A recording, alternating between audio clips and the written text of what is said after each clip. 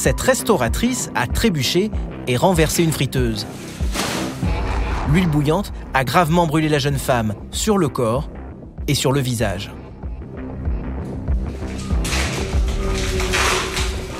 Ça nous a fait du bien.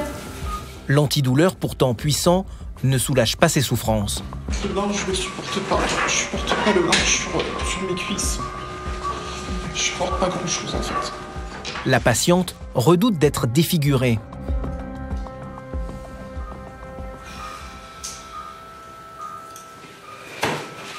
Ça va madame?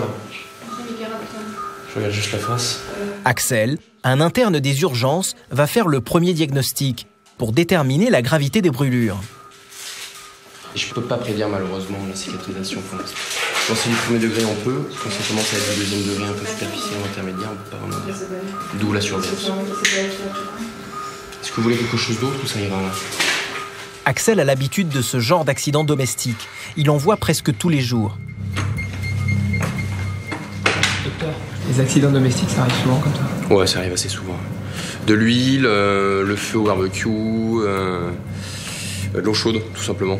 En général, c'est quand même un accident domestique en cuisine. Alors le problème de l'huile, c'est que ça brûle sur le moment, mais ça continue à traverser après.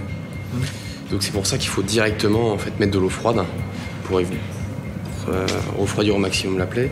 Alors le visage, je suis assez optimiste. Par contre, c'est au niveau de la plaie, des brûlures dans le dos, où là, ça commence à devenir un peu plus cartonné et noir. Et ça veut dire que c'est du deuxième degré intermédiaire, voire profond. En plus, ça n'a pas mal, donc là, ça veut vraiment dire qu'il faut qu'elle aille voir un chirurgien. Voilà. L'accident aurait pu être plus grave. Heureusement, la jeune femme a eu un réflexe de survie. Tout de suite, j'ai senti que j'étais brûlée. Et puis après, vous avez tout ce qu'on apprend dans les cours de secourisme ou autres, où on vous dit ce qu'il faut faire en cas de brûlure ou ne pas faire. Voilà, c'est les 2-3 petites choses que j'avais retenues qui me sont revenues. Pas frotter le visage, pas arracher les vêtements tout de suite. Voilà, et s'arroser d'eau, s'arroser d'eau, s'arroser d'eau. Voilà, moi, j'ai retenu que ça. En s'aspergeant d'eau, la restauratrice a sauvé son visage.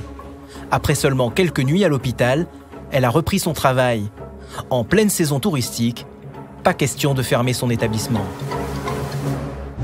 Tous les ans, en moyenne, 700 accidents de la circulation ont lieu dans les Pyrénées-Atlantiques. Sur les routes de la région, le moindre écart peut conduire au pire. Malgré le décor très 19e siècle et un calme apparent, les urgences de Bayonne n'ont rien à envier à celles des plus grandes agglomérations du pays. 24 heures sur 24, 7 jours sur 7, médecins, infirmiers ou ambulanciers, en tout plus de 200 personnes, veillent sur les 700 000 âmes du département. Le docteur Nicolas Arco est médecin urgentiste depuis 5 ans. Poussez-vous, poussez-vous. Ça touche. Quand on travaille au Pays Basque, il faut être capable d'intervenir sur tous les terrains, y compris la haute montagne. Bon, le médecin peut descendre dès qu'il est libre. C'est bon. On verra en radio. Le docteur Pierre Gaillard est le doyen des médecins urgentistes. 25 ans de service. Dans les cas les plus extrêmes, il a un savoir-faire unique. Vous allez vous sentir un peu dans le gaz, hein, c'est normal. Hein. Et les mots qui rassurent. Personne n'est responsable, c'est comme ça. Hein. Le docteur Unesha Naïdou est une des petites dernières dans l'équipe du SAMU.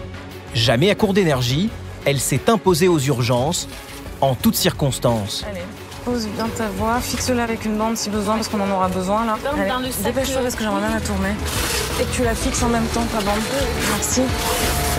À l'hôpital ou loin de leur base, les équipes du SAMU 64 sont sur tous les fronts. Voici leur quotidien.